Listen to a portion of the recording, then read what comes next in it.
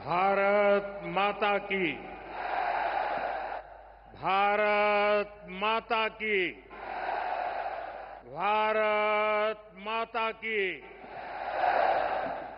थाने सगळाने राम राम। राजस्थान के राज्यपाल हरिभाऊ बागड़े जी, यहां के लोकप्रिय मुख्यमंत्री श्रीमान भजनलाल जी, पूर्व मुख्यमंत्री बहन वसुंधरा राजे जी,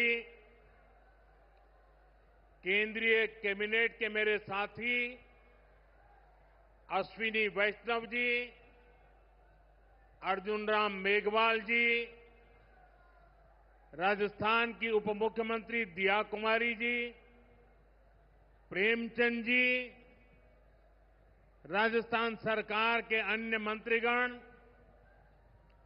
संसद में मेरे साथी मदन राठौड़ जी, अन्य सांसद और विधायकगण और मेरे प्यारे भाई और बहनों, आप सभी यहां इतनी विशाल संख्या में आए हैं और इतनी भयंकर गर्मी के बीच, और आज इस कार्यक्रम से देश के 18 राज्य और केंद्र शासित प्रदेशों से भी लाखों लोग ऑनलाइन आज यहां हमारे साथ जुड़े हैं। अनेक राज्यों के राज्यपाल, मुख्यमंत्री, लेफ्टिनेंट गवर्नर, अन्य जनप्रतिनिधि आज हमारे साथ हैं। मैं देश भर से जुड़े सभी महानुभावों का, जनता जनार्दन का अभिनंदन करता हूं।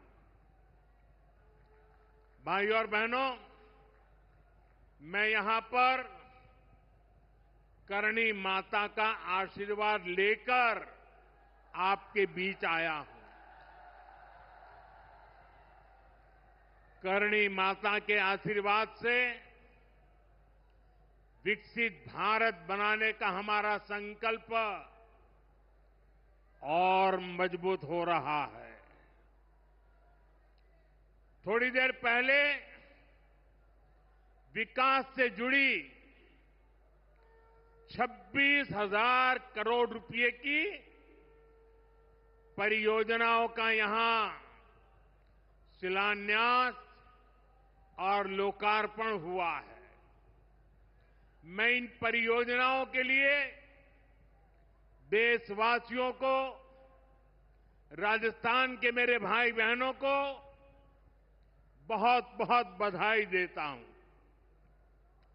साथियों, विकसित भारत बनाने के लिए आज देश में आधुनिक इंफ्रास्ट्रक्चर बनाने का बहुत बड़ा महायज्ञ चल रहा है। हमारे देश की सड़कें आधुनिक हो, हमारे देश के एयरपोर्ट आधुनिक हो, हमारे यहां रेल और रेलवे स्टेशन आधुनिक हो, इसके लिए पिछले 11 साल में अभूतपूर्व गति से काम किया गया है। आप कल्पना कर सकते हैं, इंफ्रास्ट्रक्चर के इन कामों पर देश पहले जितना पैसा खर्च करता था, आज उससे 6 गुना ज्यादा पैसा खर्च कर रहा है। 6 गुना ज्यादा। आज भारत में हो रहे इन विकास कार्यों को देखकर दुनिया भी हैरान है।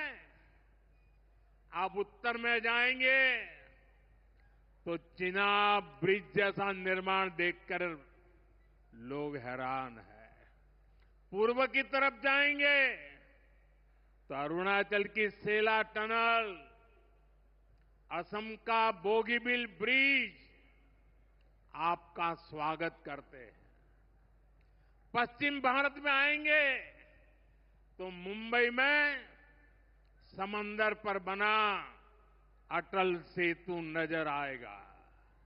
सुदूर दक्षिण में देखेंगे तो पंबन ब्रिज मिलेगा, जो अपनी तरह का देश का पहला ब्रिज है। साथियों, आज भारत अपनी ट्रेनों के नेटवर्क को भी आधुनिक कर रहा है। ये वंदे भारत ट्रेनें, अमृत भारत ट्रेनें, नमो भारत ट्रेनें, ये देश की नई गति और नई प्रगति को दर्शाती है। अभी देश में करीब 70 रूट पर वंदे भारत ट्रेनें चल रही है। इससे दूर सुदूर के इलाकों में भी आधुनिक रेल पहुंची है। बीते 11 साल में सैकड़ों रोड ओवरब्रिज और रोड अंडरब्रिज का निर्माण किया गया है। 34,000 किलोमीटर से ज्यादा के नए रेल ट्रैक बिछाए गए हैं। अब ब्रॉडगेज लाइनों पर मानव रहित क्रॉसिंग, वो बात इतिहास बन चुकी है, खत्म हो चुकी है। हम मालगाड़ियों के लिए अलग से स्पेशल पटरियां, डेडिकेटेड फ्रेट कॉरिडोर का काम भी तेजी से पूरा कर रहे हैं। देश के पहले बुलेट ट्रेन प्रोजेक्ट पर काम चल रहा है और इन सबके साथ ही हम एक साथ देश के करीब 1300 से अधिक रेलवे स्टेशनों को भी आधुनिक बना रहे हैं। साथियों, आधुनिक हो रहे इन रेलवे स्टेशनों को देश ने अमृत भारत स्टेशन का नाम दिया है। आज इनमें से 100 से अधिक अमृत भारत स्टेशन बनकर के तैयार हो गए हैं। सोशल मीडिया पर भी लोग देख रहे हैं कि इन रेलवे स्टेशनों का पहले क्या हाल था और अब कैसे इनकी तस्वीर बदल गई है। साथियों, विकास भी, विरासत भी, इस मंत्र का इन अमृत भारत रेलवे स्टेशनों पर उसका नजारा साफ साफ दिखाई देता है। ये स्थानीय कला और संस्कृति के भी नए प्रतीक है। जैसे राजस्थान के मांडलगढ़ रेलवे स्टेशन पर महान राजस्थानी कला संस्कृति के दर्शन होंगी। बिहार के थावे स्टेशन पर मां थावे वाली के पावन मंदिर और मधुबनी चित्रकला को दर्शाया गया है। मध्य प्रदेश के ओरछा रेलवे स्टेशन पर आपको भगवान राम के आभा का एहसास होगा। श्रीरंगम स्टेशन का डिजाइन भगवान श्री रंगनाथ स्वामी जी के मंदिर से प्रेरित है। गुजरात का डाकोर स्टेशन रणछोड़राय जी से प्रेरित है। तिरुवन्नामलई स्टेशन द्राविड़ वास्तुकला के अनुसार डिजाइन किया गया है। बेगमपट स्टेशन पर आपको काकतीय साम्राज्य के समय का आर्किटेक्चर देखने को मिलेगा। यानी हर अमृत स्टेशन पर आपको भारत की हजारों साल पुरानी विरासत के दर्शन भी होंगे। ये स्टेशन हर राज्य में टूरिज्म को भी बढ़ावा देने के माध्यम बनेंगे, नौजवानों को रोजगार के नए मौके देंगे और मैं उन शहर के नागरिकों को, रेलवे में यात्रा करने वाले पैसेंजर से प्रार्थना करूंगा, ये सारी संपत्ति के मालिक आप हैं। कभी भी वहां गंदगी न हो, इस संपत्ति का नुकसान न हो, क्योंकि आप उसके मालिक हैं। साथियों, इंफ्रास्ट्रक्चर बनाने के लिए जो पैसा सरकार खर्च करती है, वो रोजगार भी बनाता है, व्यापार कारोबार भी बढ़ाता है। जो हजारों करोड़ रुपए सरकार लगा रही है, ये पैसा मजदूर की जेब में जा रहा है, ये दुकानदार को मिल रहा है, दुकान और फैक्ट्री में काम करने वाले लोगों को मिल रहा है।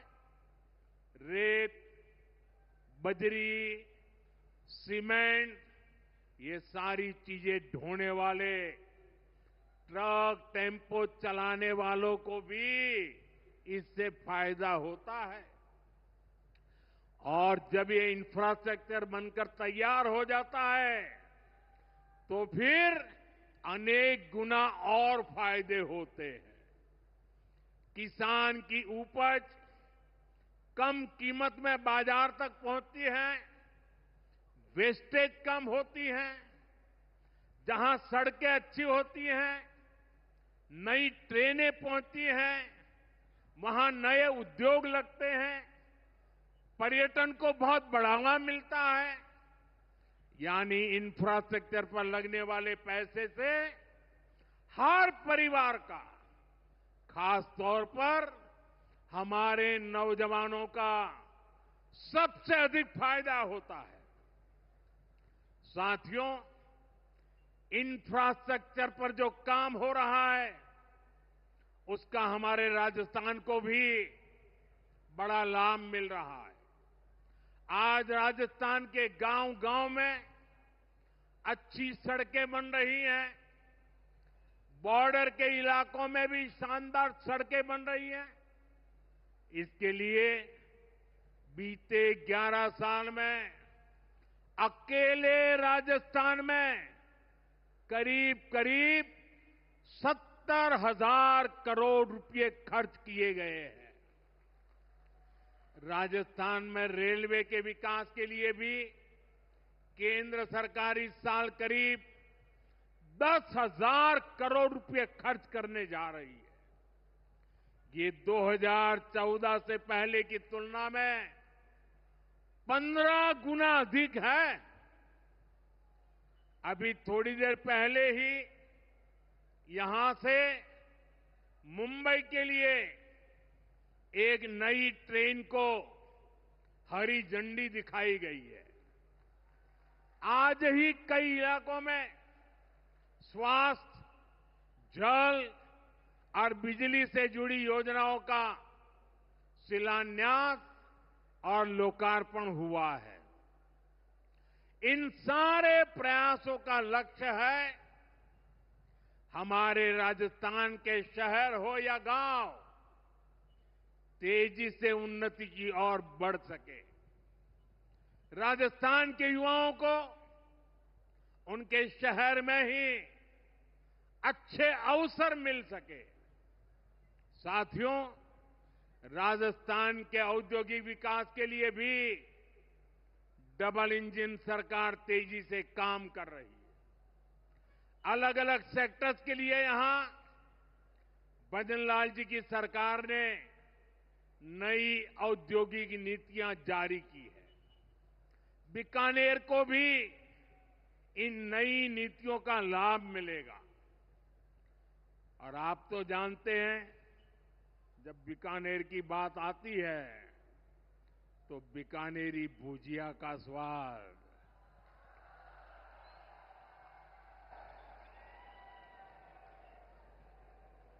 और बीकानेरी रसगुल्लों की मिठास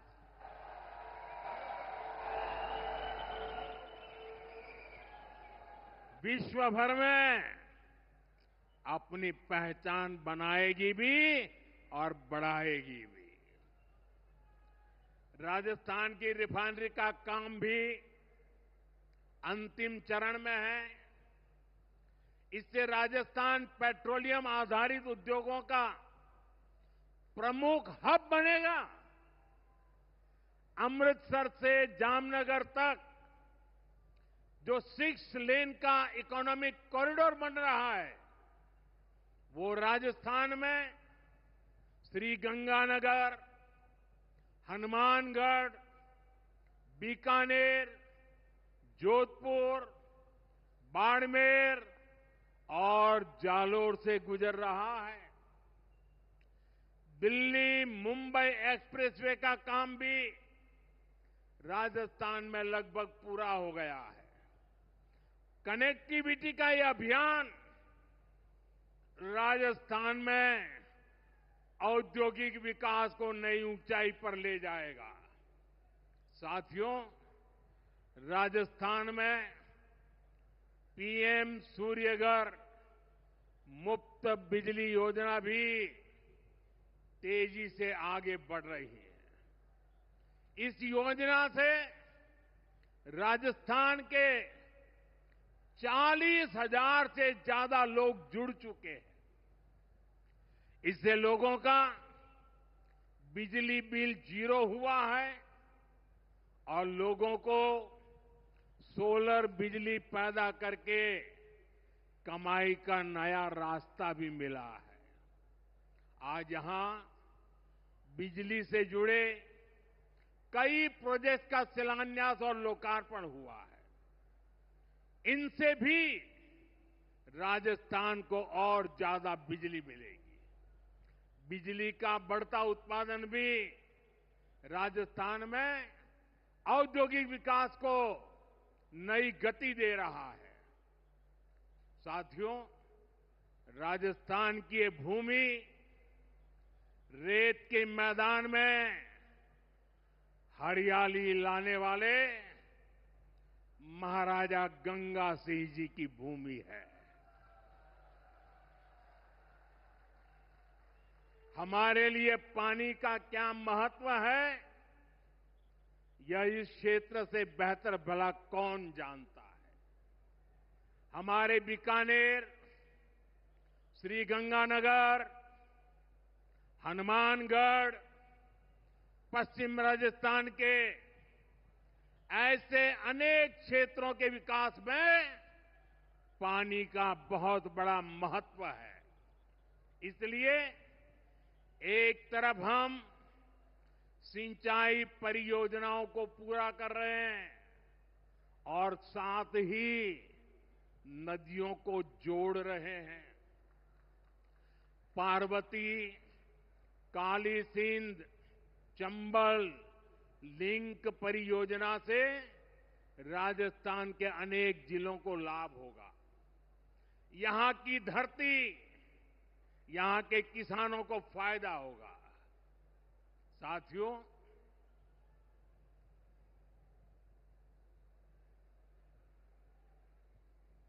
राजस्थान की ये वीर धरा हमें सिखाती है कि देश और देशवासियों से बड़ा और कुछ नहीं। 22 अप्रैल को आतंकवादियों ने धर्म पूछकर हमारी बहनों की मांग का सिंदूर उजाड़ दिया था।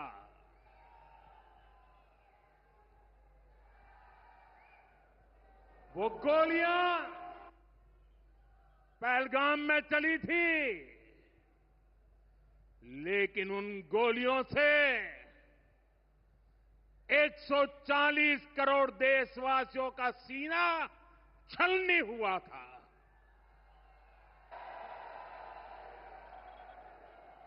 इसके बाद हर देशवासी ने एकजुट होकर संकल्प लिया था कि आतंकवादियों को मिट्टी में मिला देंगे, उन्हें कल्पना से भी बड़ी सजा देंगे। आज आपके आशीर्वाद से, देश की सेना के शौर्य से हम सब उस प्रण पर खरे उतरे हैं। हमारी सरकार ने तीनों सेनाओं को खुली छूट दे दी थी।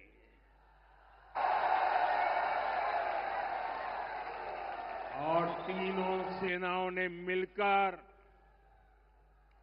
ऐसा चक्रव्यूह रचा कि पाकिस्तान को घुटने टेकने के लिए मजबूर कर दिया।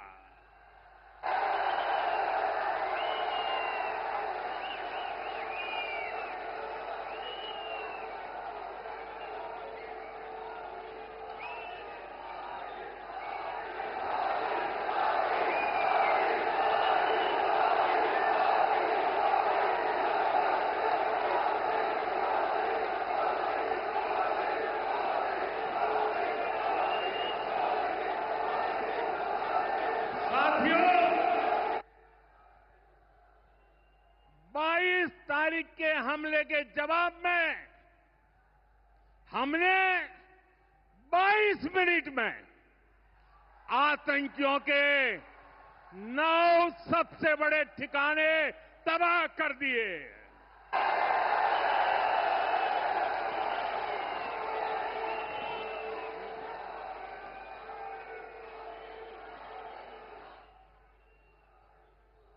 दुनिया ने और देश के दुश्मनों ने भी देख लिया कि जब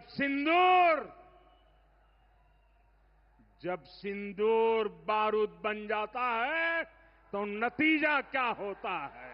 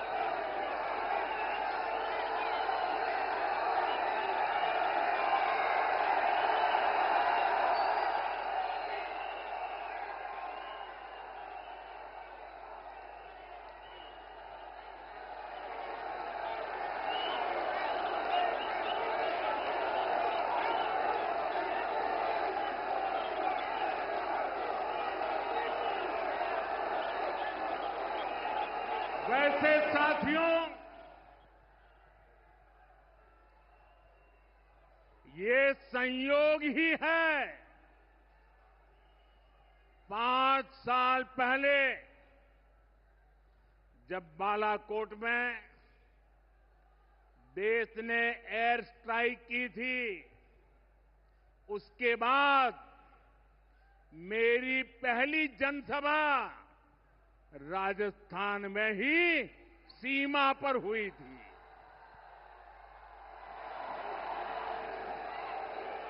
वीर भूमि का ही ये तप है कि ऐसा संयोग बन जाता है। अब इस बार जब ऑपरेशन सिंदूर हुआ तो उसके बाद मेरी पहली जनसभा फिर यहां वीरभूमि राजस्थान की सीमा पर बीकानेर में आप सभी के बीच हो रही है।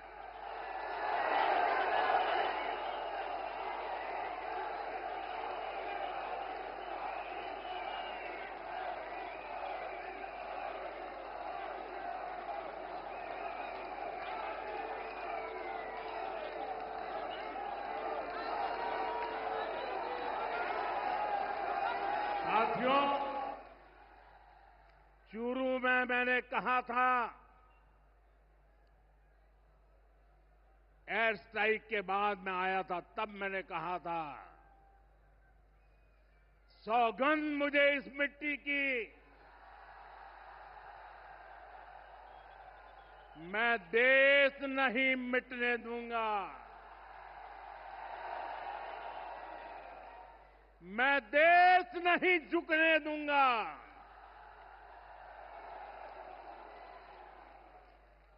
आज मैं राजस्थान की धरती से देशवासियों से बड़ी नम्रता के साथ कहना चाहता हूं, मैं देश के कोने कोने में जो तिरंगा यात्राओं का हुजूम चल रहा है,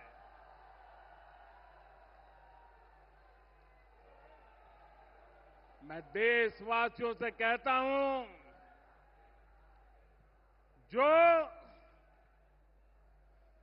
जो सिंदूर मिटाने निकले थे,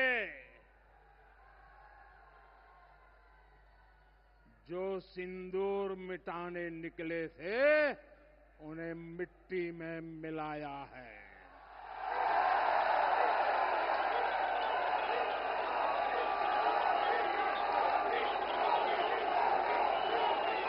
जो हिंदुस्तान का लहू बहाते थे,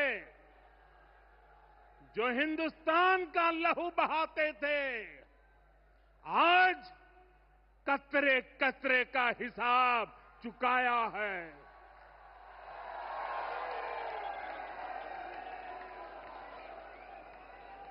जो सोचते थे भारत चुप रहेगा, आज वो घरों में डूब डूब के पड़े हैं।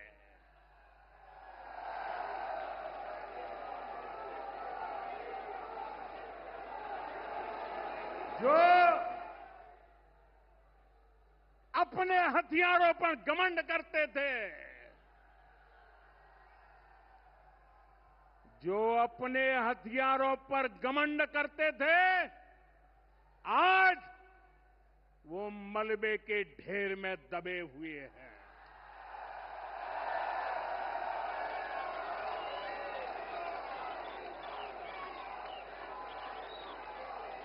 मेरे प्यारे देशवासियों, ये शोध प्रतिशोध का खेल नहीं, ये शोध प्रतिशोध का खेल नहीं, ये न्याय का नया स्वरूप है।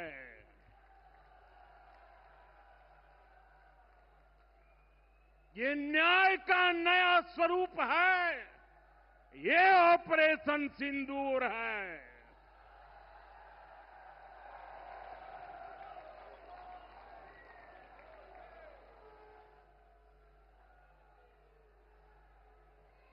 ये सिर्फ आक्रोश नहीं है, ये सिर्फ आक्रोश नहीं है, ये समर्थ भारत का रौद्र रूप है।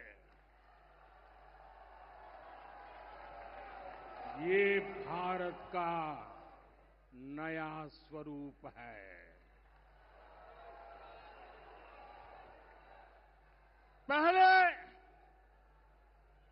पहले घर में घुसकर किया था वार, पहले घर में घुसकर किया था वार, अब सीधा सीने पर किया प्रहार है।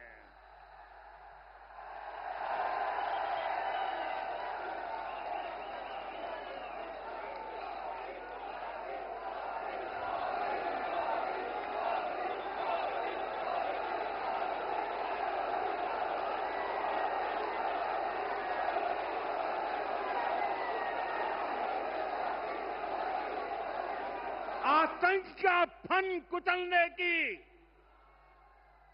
आतंक का फन कुचलने की यही नीति है, यही रीति है, यही भारत है, नया भारत है। ये भारत माता की, भारत माता की, भारत माता की। साथियों, ऑपरेशन सिंदूर ने आतंकवाद से निपटने के 3 सूत्र तय कर दिए हैं। पहला, भारत पर आतंकी हमला हुआ तो करारा जवाब मिलेगा। समय हमारी सेनाएं तय करेगी, तरीका भी हमारी सेनाएं तय करेगी और शर्तें भी हमारी होगी। दूसरा, एटम बम की गीदड़ बप्तियों से भारत डरने वाला नहीं है। और तीसरा, हम आतंक के आकाओं और आतंकी सरपरस्त सरकार को अलग अलग नहीं देखेंगे, उन्हें अलग अलग नहीं देखेंगे, उन्हें एक ही मानेंगे।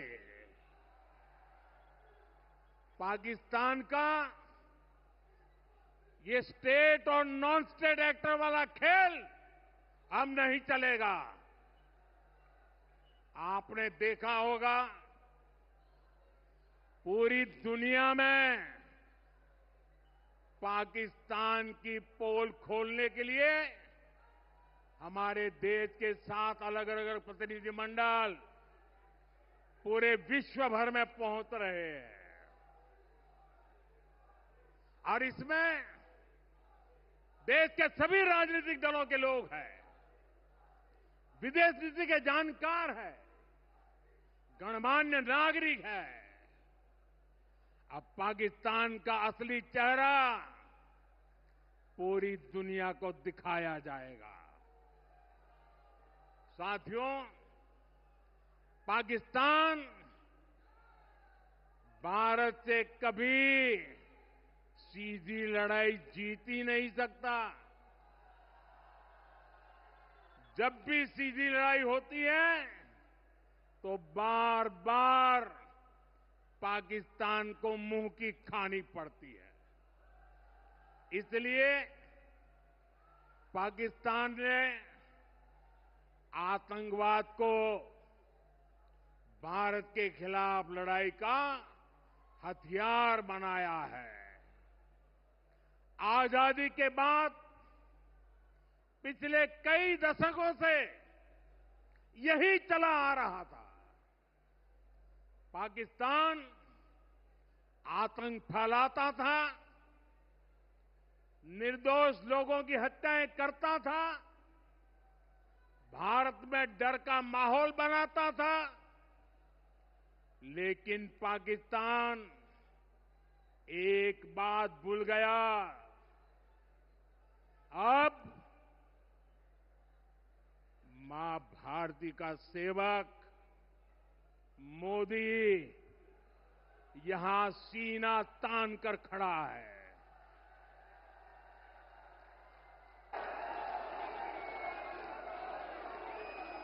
मोदी का दिमाग ठंडा है, ठंडा रहता है,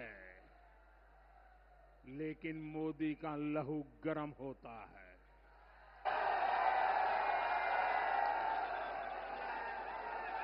और अब तो मोदी की नसों में लहू नहीं, गरम सिंदूर बह रहा है।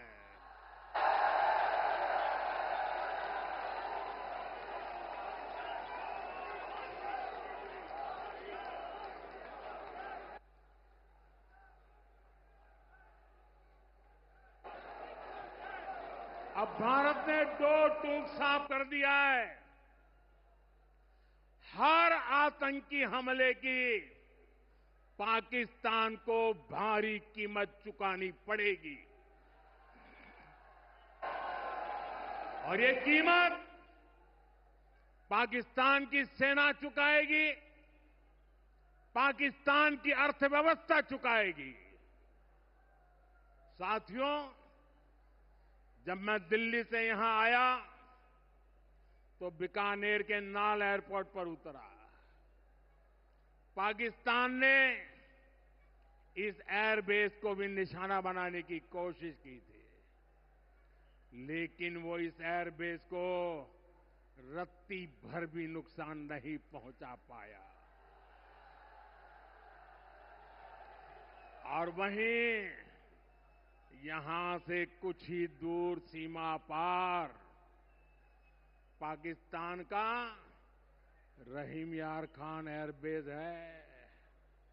पता नहीं आगे कब खुलेगा।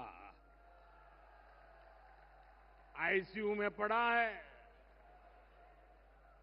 भारत की सेना के अचूक प्रहार ने इस एयरबेस को तहस नहस कर दिया है। साथियों, पाकिस्तान के साथ न ट्रेड होगा न टॉक। अगर बात होगी तो सिर्फ पाकिस्तान के कब्जे वाले कश्मीर की, पीओके की।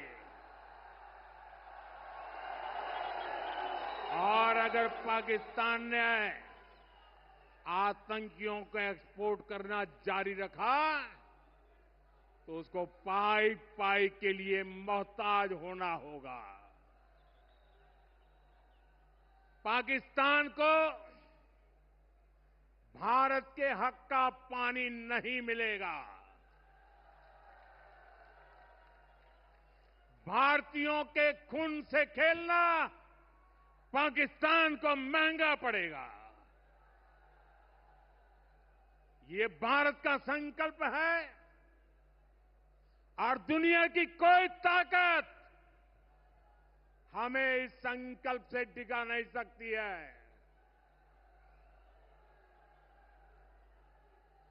भाइयों और बहनों, विकसित भारत के निर्माण के लिए सुरक्षा और समृद्धि दोनों जरूरी है। ये तभी संभव है जब भारत का कोना कोना मजबूत होगा। आज का ये कार्यक्रम भारत के संतुलित विकास का, भारत के तेज विकास का उत्तम उदाहरण है। मैं एक बार फिर इस वीर धरा से सभी देशवासियों को बधाई देता हूं। मेरे साथ बोलिए, दोनों मुट्ठी बंद करके पूरी ताकत से बोलिए, भारत माता की, भारत माता की, भारत माता की। वंदे वंदे वंदे वंदे वंदे वंदे वंदे वंदे वंदे